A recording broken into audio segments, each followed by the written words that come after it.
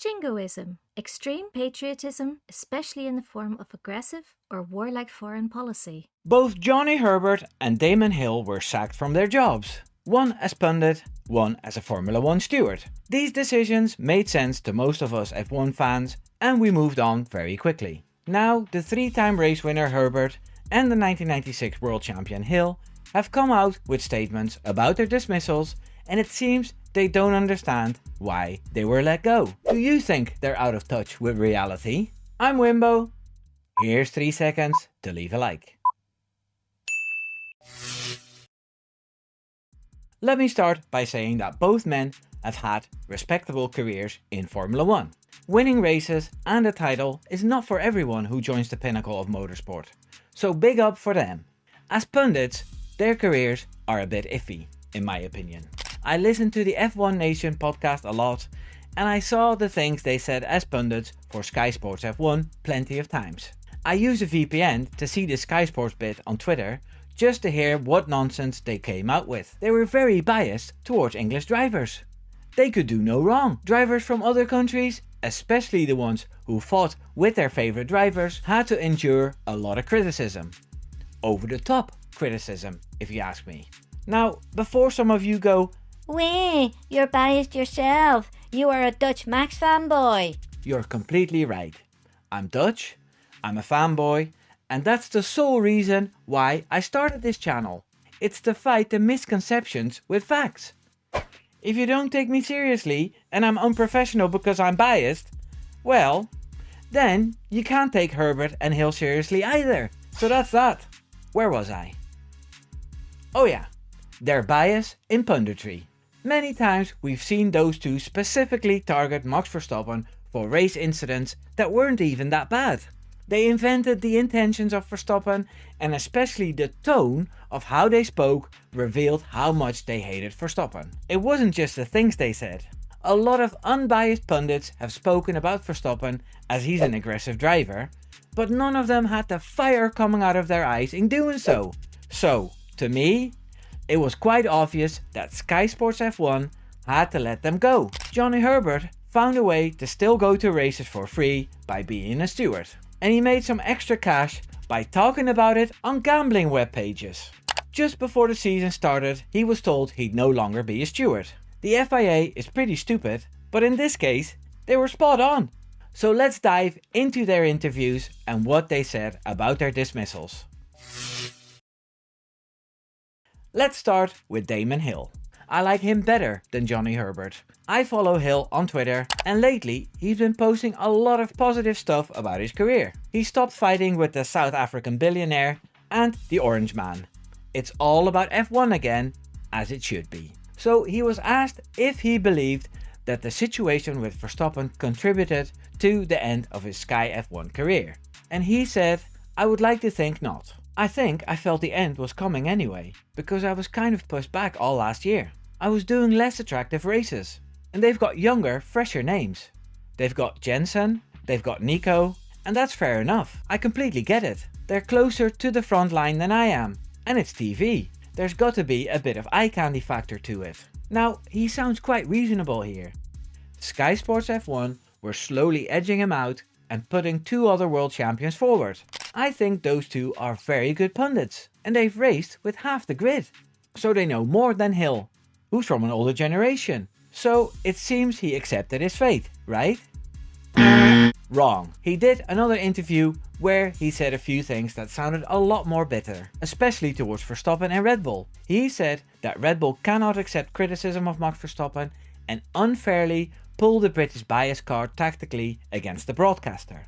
Last year, Hill compared Max to Dick Dastardly, who looks more like Damon's father to me, and said that Verstappen couldn't fight fairly. In this week's interview, he said the following: "I'm not anti-Max.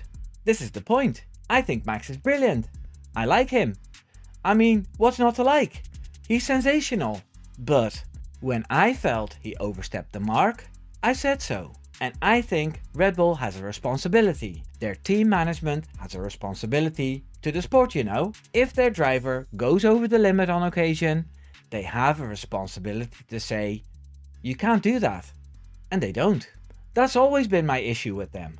They have almost given Max carte blanche and protected their driver from not sticking to the code, if you like. I'll give you an example. Max last year correctly interpreted to his advantage the rule about overtaking and being ahead at the apex on the inside. There's nothing in the rules that says you can't do that, and it's exciting to see people dive down the inside. Except that no other driver does it, and if someone was to do it to him, he'd cry like a baby, and that's one of my issues with them. Red Bull simply cannot accept that. No, it really is slightly disappointing to say the least, that they like to be thought of as the hard kids on the block, but when something doesn't go their way, they cry about it. Now, this doesn't sound like a guy who's over it at all. He still has beef with Verstappen and Red Bull. This is exactly the feeling I got when listening to him on podcast or on TV as a pundit. Then he went on a rant about how Red Bull is pushing the narrative of British bias as a weapon to let Verstappen do as he pleases. This is what he said. As I say, I like Max. What I don't like is jingoism. And I don't like the fact that it became a "you're against us because we're not British" and all that nonsense, which was used as a way of pressuring us. It's utterly unfair to suggest there's any kind of anti-Dutch thing going on. What can you do? I thought I was there to express my opinion. Right, okay. I have some strong feelings about this. I'll talk about it in the next chapter. First, I want to tackle Herbert. Johnny Herbert makes a bit of money by doing interviews on gambling web pages. He spoke about his sacking by the FIA. Since he's not a steward anymore, I wish him all the best writing for these sites. We all need a paycheck, so here's what he said. It didn't come from within the FIA initially. Herbert told casinoapps.com. It was all to do with the chitter-chatter to the FIA to make them change their point of view. Everything I'd done all year long in 2024 had been discussed and accepted. He thought he still had the steward gig for 2025, but they rang him to let him know he was let go. 2 days before I was eventually given the sack over the phone, I'd been told all was good for 2025. Then it wasn't. I understand how everything came about, but I'm not going to point the finger. But as I said, there were certain people who did actually speak with the president of the FIA, and that's why the president finally made that decision to get rid of me. Well, Jos Verstappen indeed suggested that some people shouldn't be a steward. And perhaps Red Bull did have a word with the FIA about a man connected with gambling being a steward. To me, it seems like common sense that this doesn't work. But Herbert feels hard done by, just like his friend Damon Hill. And now you want to know how I feel, right? I think Damon Hill was correct about Sky Sports F1 just going for a younger lineup in pundits.